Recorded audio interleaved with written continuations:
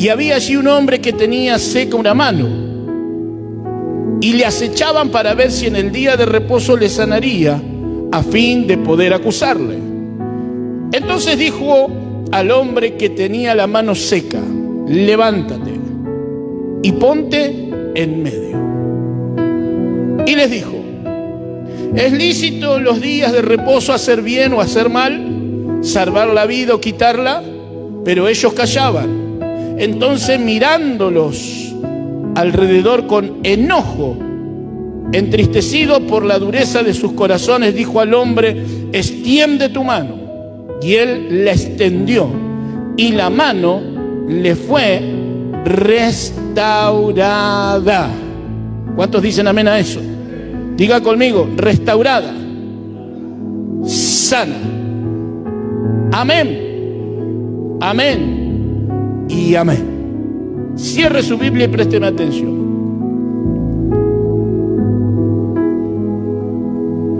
Todo ser humano siempre pasó, o pasa, o va a pasar, hasta el día que se muera, por una crisis, como le dije recién. Y las crisis generalmente te llevan a dudar.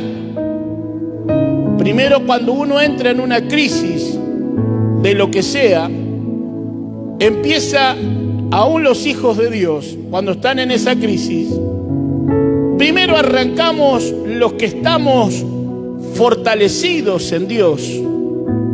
Arrancamos de una manera especial. Levanten la mano los que tienen frío. ¿Tienen frío? Bueno, tienen frío, apagales José. A los que tengan frío, prendeme de atrás. En esas crisis, los que estamos firmes, confiando en Dios, arrancamos de una manera especial enfrentando esas crisis. Pero el que está más o menos, arranca y se queda.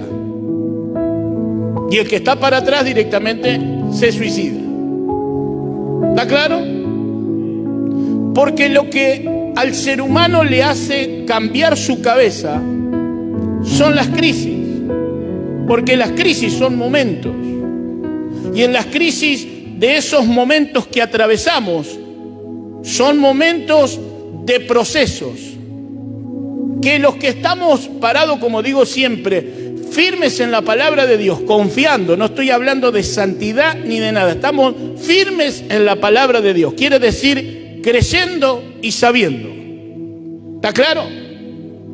Estamos firmes. Esa crisis, no sabemos nosotros que estamos metidos en un proceso, y siempre todo proceso tiene un suceso. Es inevitable que yo pase un proceso y no tenga un suceso. Pero en ese proceso de la crisis, el resultado es que nosotros vamos a tener un suceso. Y hoy vengo a decirle algo. Dios en el medio de la crisis sigue teniendo compasión. Porque Dios en el medio de la crisis no ve y no viene a calificarte si estás en pecado, si estás en santidad, si no sabes si tenés un día o 100 años en el Evangelio. Estás pasando la crisis y Dios dice: voy a tener compasión. Hola. Porque Dios tiene compasión tanto sea por los buenos o por los malos, por los hijos de Dios y por los que no son hijos de Dios.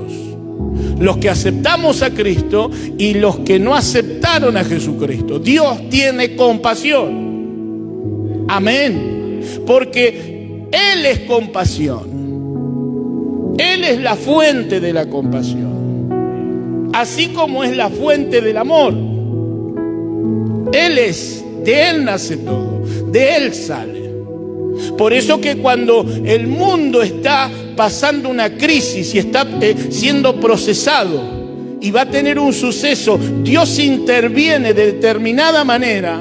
Interviene, ¿para qué? Para darle una mano, un alivio, un respiro, una oportunidad, una salida al ser humano para que no se ahogue. 2 años nos encerraron. Les voy a dar un ejemplo rapidito. Y Dios tuvo tanta, pero tanta compasión, que hizo lo siguiente: tomó a varias personas, científicos que saben de determinados puntos del planeta Tierra, y los pusieron a estudiar y a prepararse para sacar una vacuna contra el coronavirus.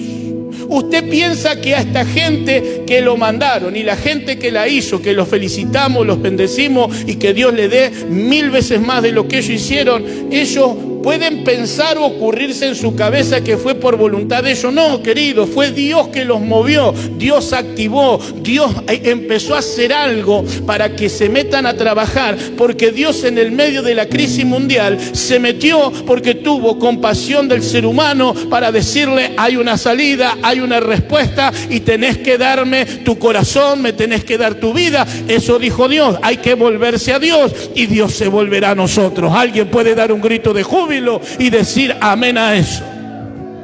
Ahora escuche,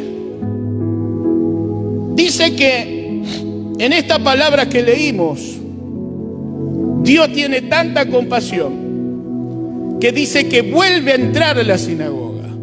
Lea conmigo rapidito ahí, si puede. Dice: otra vez entró.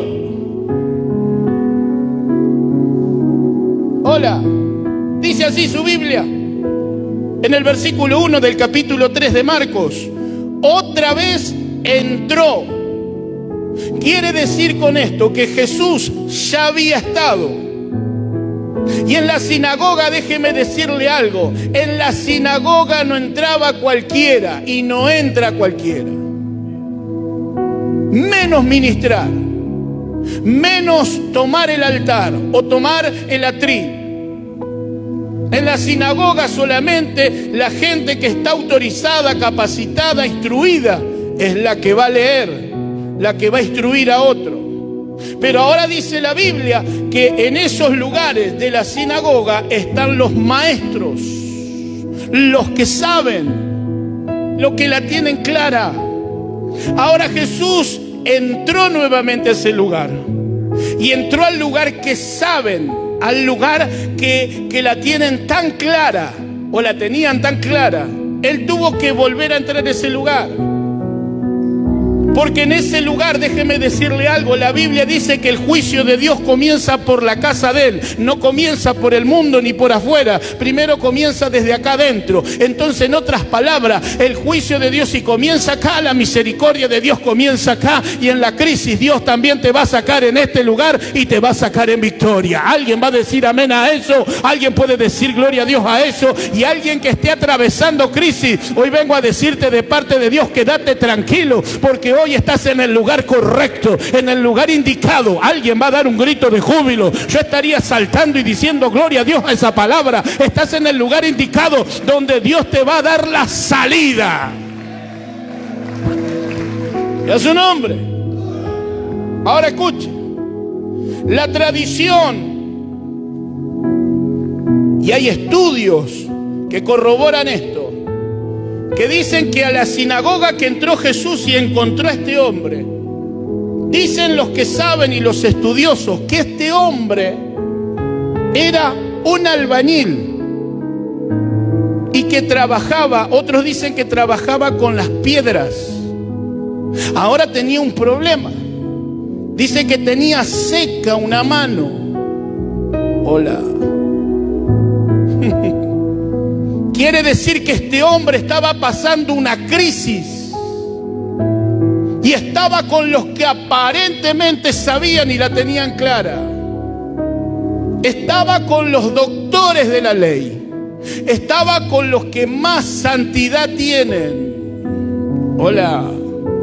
Porque hay gente que piensa que por el título, la capacidad, la antigüedad, los años, la forma de vestirse y la forma de hablar son más santos que otros. No, querido, no te confunda. La santidad es una forma de vivir. Es como cuánto tiempo más te acercas a Dios y cuánto más tiempo te alejas de Dios. La santidad no viene por estar afuera, sino por estar cerca del que es 3 veces santo. Y estar al lado del que es 3 veces santo te santifica, te purifica, te califica y te pone en el primer lugar. ¿Alguien puede decir amén a eso?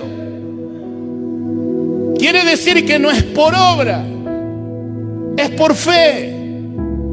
Porque algunos piensan que una corbata, un traje, una pollera larga, un pelo largo y una lengua larga es más santo. Otros piensan porque hablan 3 horas en lenguas son más santos que otros. Otros piensan porque por un cargo, una posición o porque están sirviendo a un pastor o a un líder ya son más santos. No, querido, no te confundas. Estaba en el lugar indicado. Y yo digo, debe ser uno no de renovado para servir. No es de renovado para servir. Porque los de renovado para servir siempre están en todos los cultos. Es como profeticé. No se van ni aunque le pongan un revólver en la cabeza y le digan, te mato si te quedas acá. Mátame si no te sirvo. Porque dice que cuando entró por segunda vez lo vio. Quiere decir que en la primera no estuvo. Porque si no, Jesús hubiese hecho el milagro antes y hubiese estado escrito que Jesús en la primera vez que entra a la sinagoga lo ve con la mano seca y le dice, ven, ponete acá, que te vean todos estos religiosos. A ver, sí, lo ven, ¿qué hacemos? ¿Lo dejamos así o le hacemos un milagro? Y no sé, fíjate vos, es día de reposo. Bueno, extende la mano. Pero dice que volvió a entrar Jesús. Quiere decir que este hombre estaba preocupado por la crisis, por su trabajo y por su necesidad. Hola. Si no, la Biblia me diría que este sería el hombre que buscaba de Dios todo el tiempo. Si no, la Biblia me diría que este hombre sería el hombre perfecto en la tierra, con presencia de Dios, con gloria de Dios, con unción del reino, y sería algo distinto. Pero dice que volvió Jesús, dice, otra vez entró Jesús. Otra significa que ya había entrado y él no estaba. Entonces, como no estaba, se perdió el milagro. Pero cuando Jesús te ve en la crisis, tiene tanta compasión que vuelve a entrar, vuelve a entrar, vuelve a entrar, vuelve a entrar, vuelve a entrar y te vuelve a buscar, porque un milagro vas a recibir de parte de Dios. Yo no sé si usted está acá en esta noche, pero vengo a decirte, si estás acá en esta noche, no es porque quisiste, sino porque Dios te trajo y Dios volvió a entrar para hacer un milagro en tu vida y en mi vida. Alguien va a dar un grito de júbilo y va a decir, esta noche me voy con mi milagro. Alguien va a decir amén.